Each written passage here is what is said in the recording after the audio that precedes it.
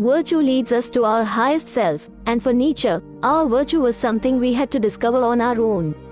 In Thus Spoke Zarathustra he wrote, "If you have a virtue and it is your own virtue, you have it in common with no one.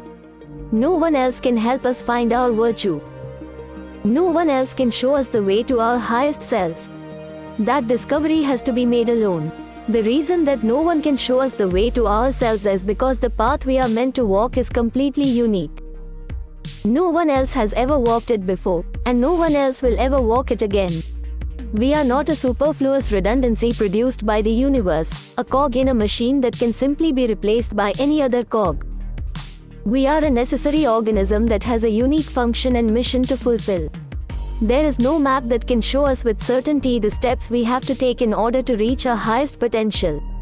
Instead, we are gifted with an internal compass that can show us the way forward.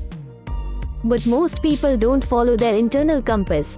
They ignore it, and they seek out the directions of gurus, pundits, leaders, businessmen, and other charismatic figures instead.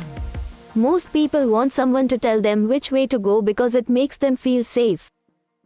People find security in certainty, and receiving directions from others feels certain. But the only certainty we'll get from following the directions others give us is the certainty of never finding ourselves, because they can't lead us to ourselves. The only way to guarantee that we'll find ourselves is to follow our internal compass. But most people don't follow their internal compass because it points towards uncertainty. Our compass points us towards dark caves and forests, or it points us towards unsteady and uncertain waters. Our compass points us towards an adventure, but most of us are too afraid to go on that adventure. What if we encounter something scary? Or what if we encounter something difficult? If we follow our compass, we are guaranteed to encounter uncertainty, difficulty, and fear. But if we follow our compass, we'll discover positive things that vastly outweigh the negative. We'll discover adventure, we'll discover growth, we'll discover strength that we didn't know we had. And above all, we'll discover ourselves. To discover ourselves, we need to follow our compass, and to follow our compass, we need to listen to that small, quiet voice within us. We need to listen to that voice that tells us when something is interesting, that voice that calls us towards things.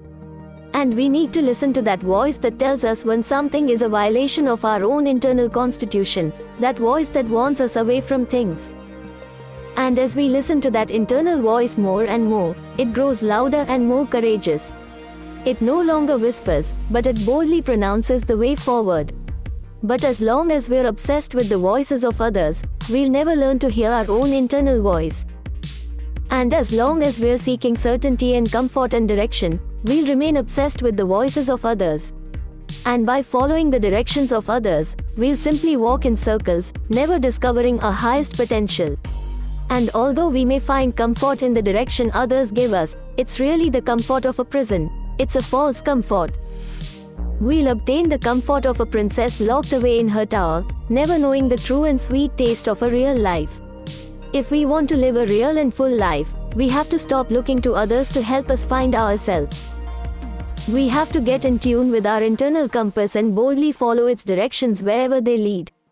And our compass will certainly take us through dark caves, uncertainty, and fear, and it will make us fight dragons and sail across dangerous oceans, but in the end, it will lead us up high, to the very peak of the mountain that is ourselves.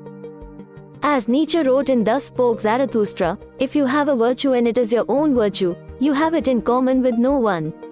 No one can help us find ourselves. If we want to find ourselves, if we want to discover our own greatest and highest potential, we must do it alone, by following our internal compass,